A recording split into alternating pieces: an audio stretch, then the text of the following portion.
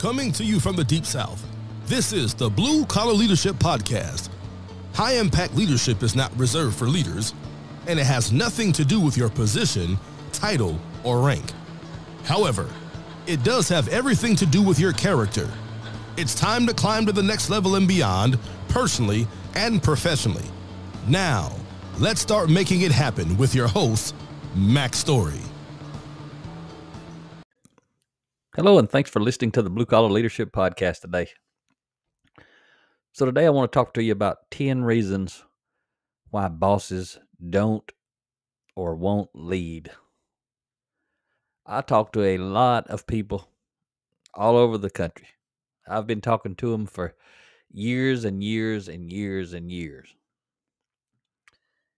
And before I was in the lean manufacturing consulting role in my own business, and before I was a leadership speaker and author and all that stuff, I worked in manufacturing for 20 years. So I witnessed a lot of the things that I'm hearing from a lot of people I talk to. I mean, I was just thinking as I got ready to do this podcast, and I was trying to decide what I want to talk about today. And then I just did some reflection. I said, what do I hear people talking about the most when I talk to people and on the phone? Because I talk to a lot of people on the phone. And hopefully, you're one of them. If not, go to my bluecollarleadership.com website. You'll see my cell phone number. If you're going and growing, I'd love to talk to you. I enjoy talking to people, and that's why I talk to a lot of people, because that's something I want to do. You'd never be bothering me. If I answer, I'm available. If I don't answer, I ain't available. It's about that simple. But if I'm available, I'm going to answer, because I love talking to people about leadership. But I was just asking myself, what do most people? What's the common theme that I hear the most? And it doesn't matter if they're entry-level people or somewhere between the front and the top. It doesn't matter if they have people reporting to them or if they don't. I hear the same thing. And what they're all saying, they're saying it in basically the same way. Sometimes they say it in a few different ways. But basically they're saying, why don't the bosses come out and get involved? Why don't the bosses come out here and actually find out what's happening instead of making all these crazy decisions without having a clue what's going on, because they think they know what's going on? You would not believe how many conversations I have with people about that. So I have to help them understand why the boss isn't doing that. Then I usually help them understand what they can learn from that. And then I also help them understand what they need to do about that relative to themselves. So today's episode is really based on the first part, helping them, I'm going to share with you some of the things I tell folks about why their boss won't lead. Because that's leadership, getting involved with the people who are doing the work and actually finding out what they need and why they're having problems and what obstacles they're facing, all that sort of stuff. That's leadership. Leaders get involved. If you've got a boss that's not getting involved, you got a manager of people, not a leader of people. You may not know how to articulate it and how to talk about it, but that's why I'm here to help you understand it. Because a leader of people, they get all up in the middle of everything, because they doing the opposite of these things I'm about to tell you. And I may talk about the opposite a little bit as we go through, but we got to dive into it, because I'm gonna give you 10 things, 10 reasons why these bosses, these managers of people, terrible bosses. They may be great people. I should have said terrible bosses. I should have said terrible leaders. They may be great people, but they're terrible leaders. You may work for a boss that's a great person, but if they're not engaged in the process, if they don't know really what's going on, even if they're engaged, if they still engaged and they still don't know what's going on, you got a bad leader. Again, it doesn't mean they're a bad person. Whenever I talk about weak leaders and managers of people and bosses in a way that I'm not describing them as a leader, I don't mean to beat them up. Some of them are terrible people. But I'm not saying they're terrible people because I don't know them. What I'm telling you are they're bad leaders. So these 10 reasons I'm about to share with you cause someone in a formal authority leadership position to be a bad leader, to be a boss of people, a manager of people instead of a leader of people. So let's talk about them. I want to tell you the number one reason that I think, and all this is just my opinion based on 30 plus years of experience and 15 years of reading nonstop leadership development books from other people who've got a lot of experience and have read a lot of books. The number one reason that I think, like let's say right now, your boss doesn't really get involved. The number one reason, if I was talking to you on the phone, I would tell you most likely it's because their boss doesn't expect them to. I've never seen a leader who expected the people reporting to them. I'm talking about an upper level leader that's got other leaders below them in the org chart, lower level leaders who have people reporting them. I've never seen a leader at the top, a leader of people who didn't expect the formal authority leaders reporting to them to not get involved.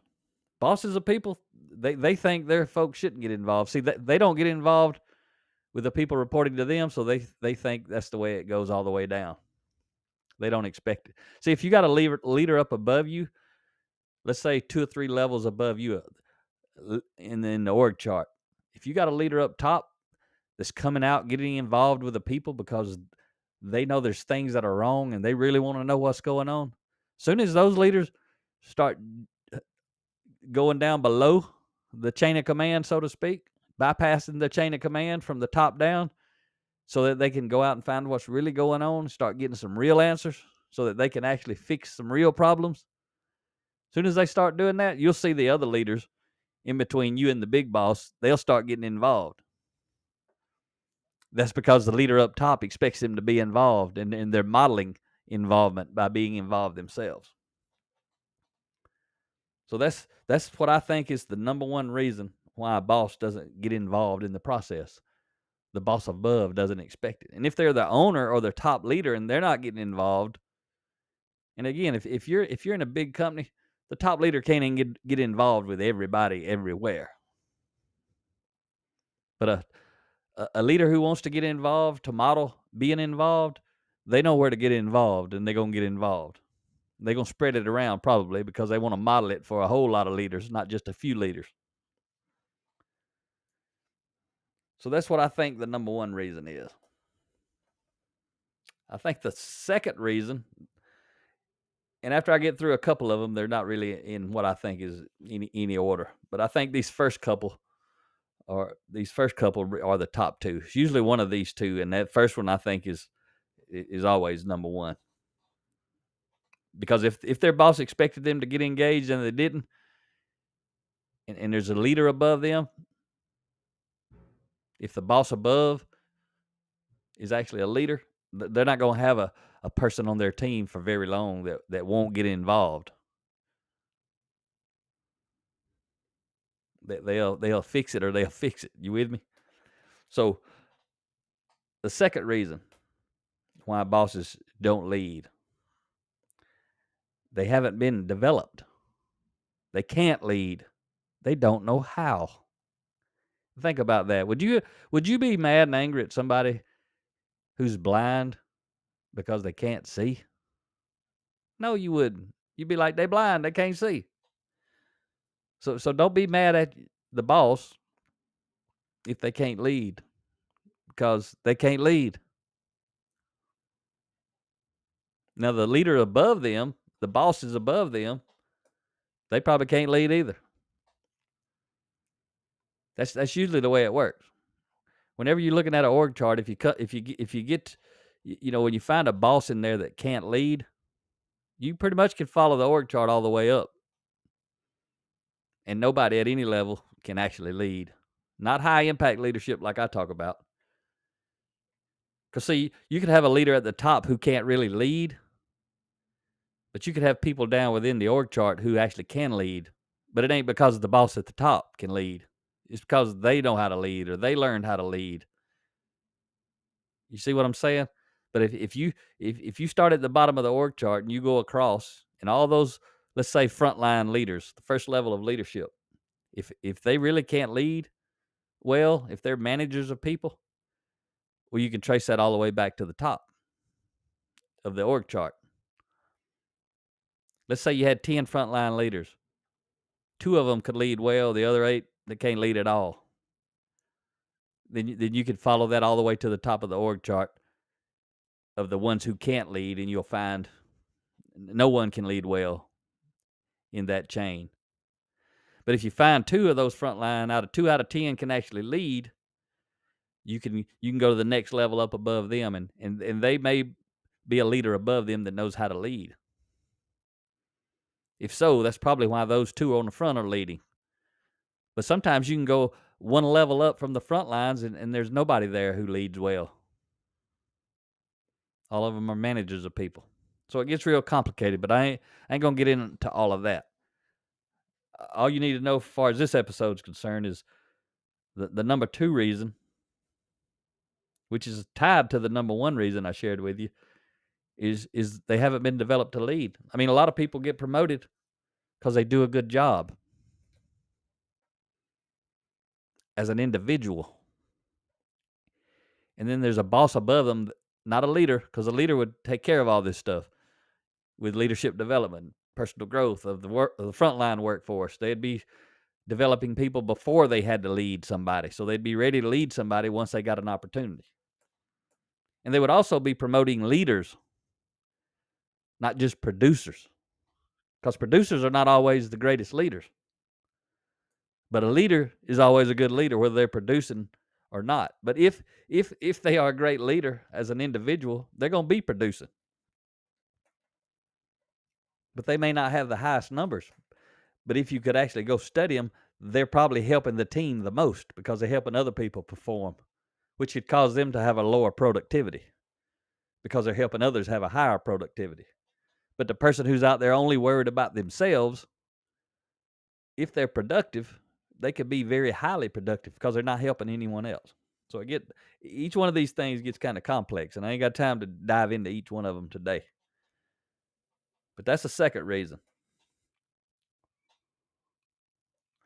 A third reason, and again, these are not really in any order after this, but a third reason is because the boss can't manage themselves well. Now, I ain't talking about leading themselves well, character type stuff.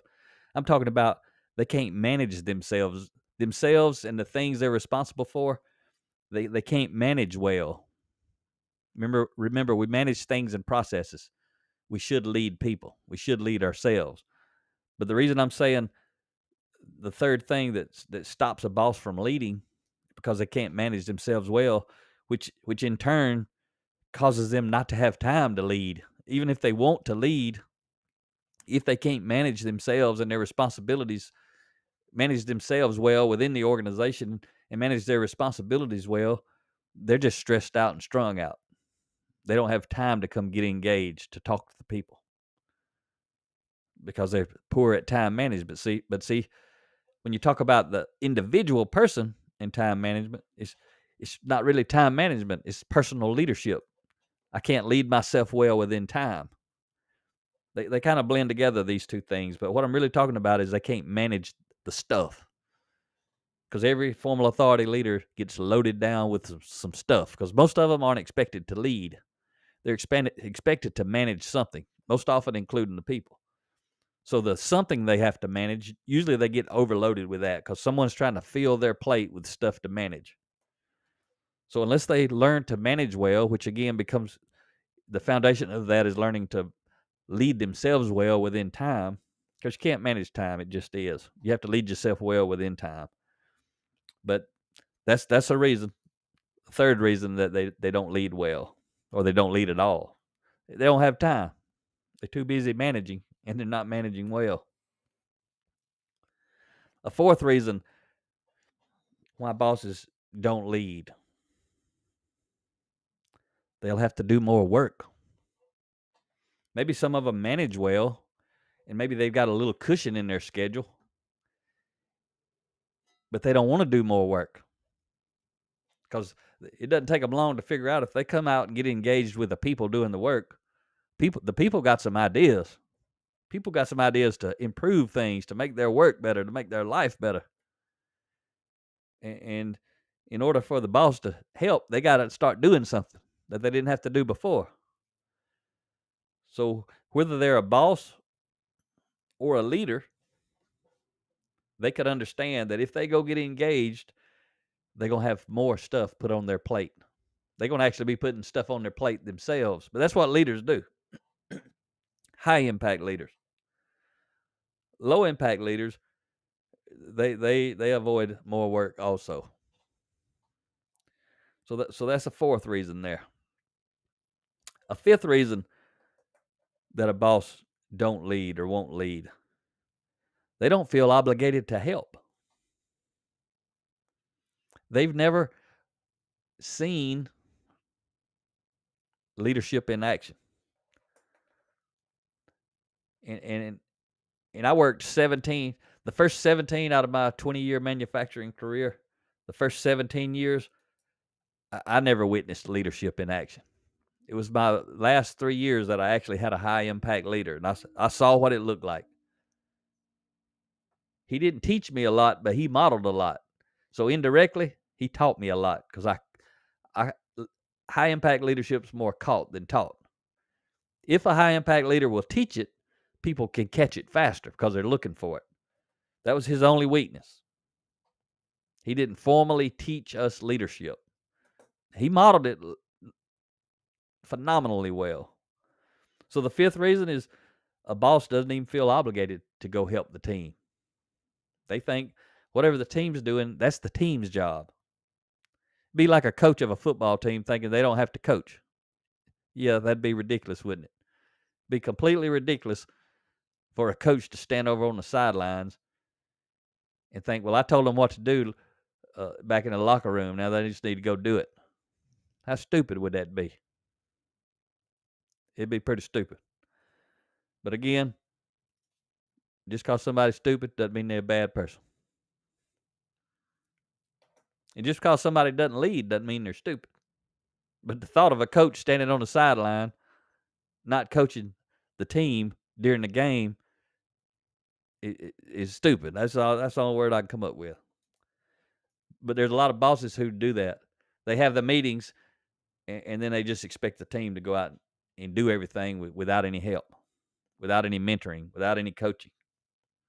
I can't comprehend it, but me and millions of other people have witnessed it all over. There's a really good chance you've witnessed it.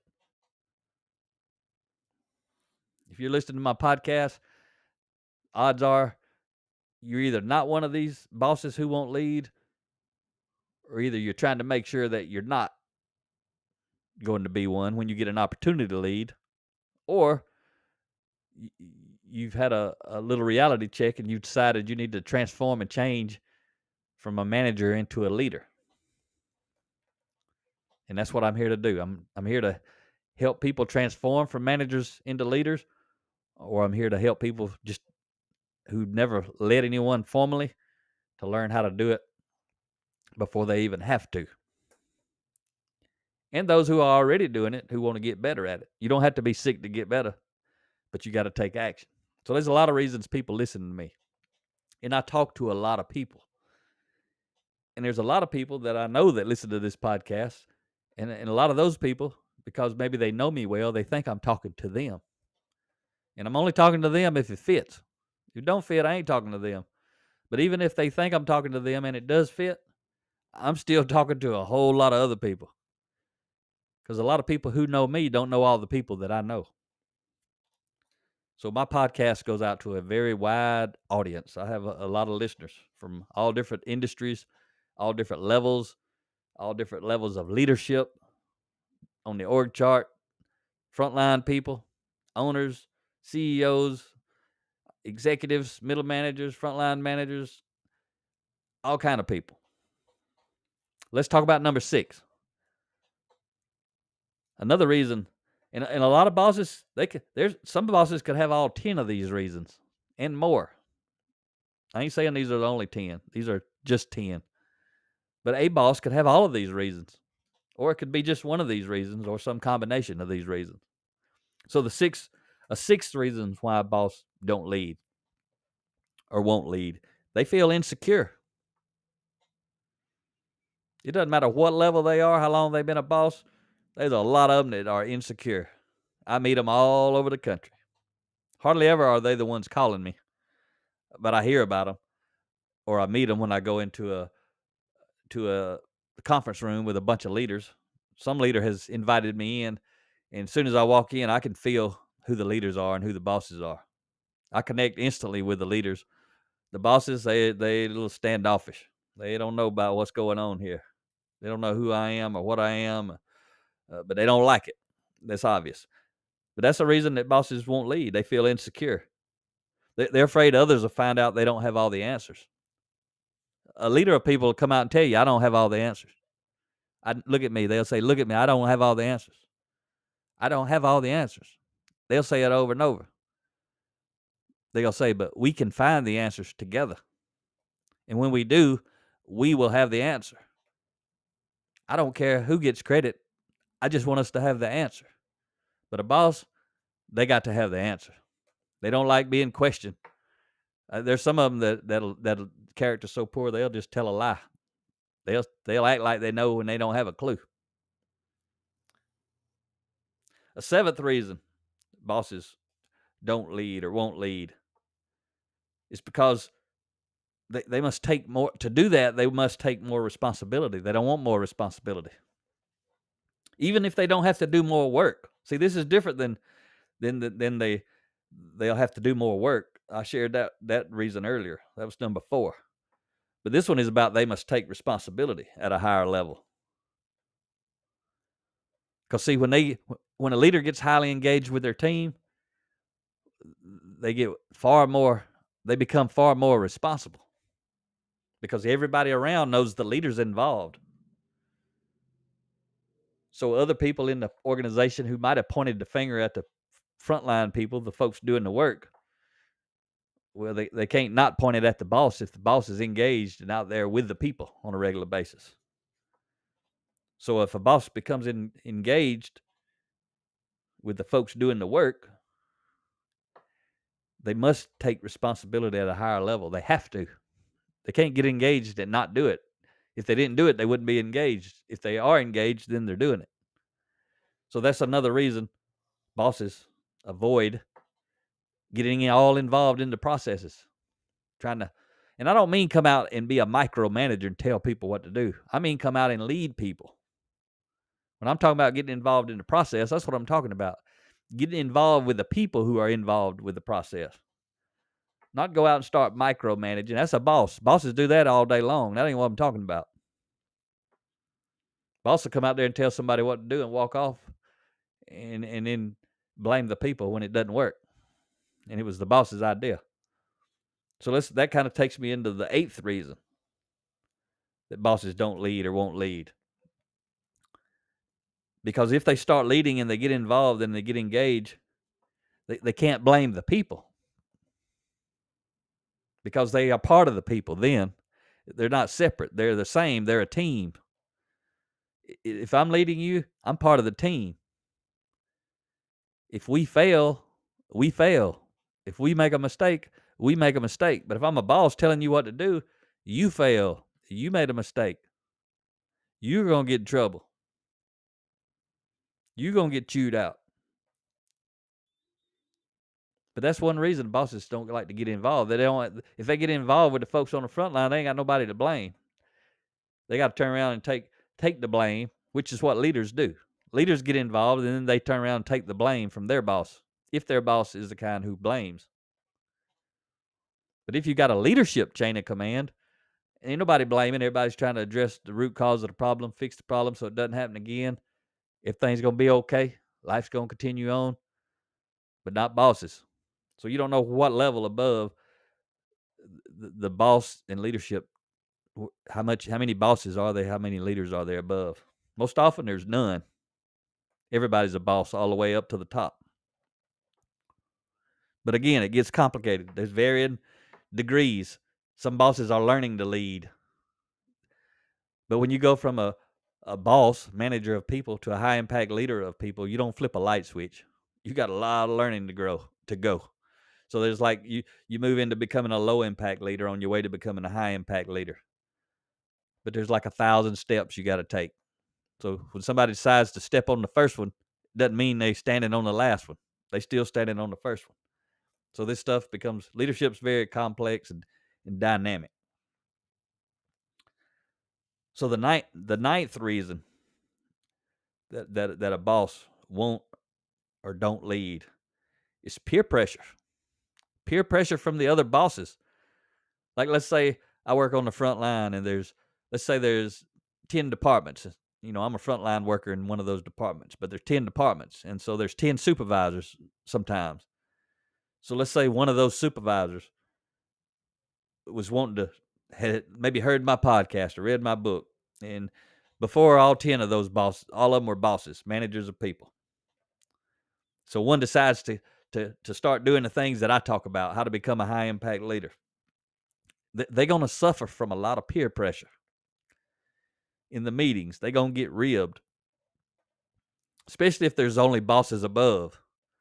If those 10 frontline supervisors report to bosses, managers of people, even those bosses may put pressure on them, but I'm talking about pressure on them not to do it. But I'm talking about just peer pressures. The 10 supervisors, if one of them decides to step up and become a high impact manager, they're gonna be 9-1. They're gonna have 9 people against them. They're gonna start talking bad about them because that's what managers of people do, bosses of people do. Especially if they start getting results. If they start getting results, they're gonna really put some peer pressure on them, because the bad boss is gonna start saying the good leader is making them look bad. It's the craziest thing. I experienced that sometimes, where it was really just, we didn't have a good boss, but it was just us 3 workers on 3 different shifts. And we had a bad boss, but I was actually a good worker. And the bad boss of a different shift would come talk to me and try to get me to not to work so hard because I was making his team look bad. Goofiest, craziest thing. I'm telling you, when I talk about I got experience, that's where, you know, I've been reading a lot of books, but I've been enrolled in Experience University for 30 plus years. I got a lot of experience, but because I've been reading and studying leadership for so long, I can see it. I can articulate it. I can go back in time and wrap these principles around what I saw back then, and everything I've lived and learned becomes lessons. If you're growing and you've been studying and reading and learning, you know exactly what I'm talking about. Before, it was just you just had experience. Just something you went through. It was memories. But when you start learning about leadership, you can start going back in time and gathering lessons, seeing the good, seeing the bad, seeing what went right, what went wrong. And when you learn leadership principles, you can articulate and teach and help other people see it faster, or help other people transform themselves and see what's bad about doing something one way versus what's good about doing it a different way. Experience University. We've all been in it, but can we leverage it?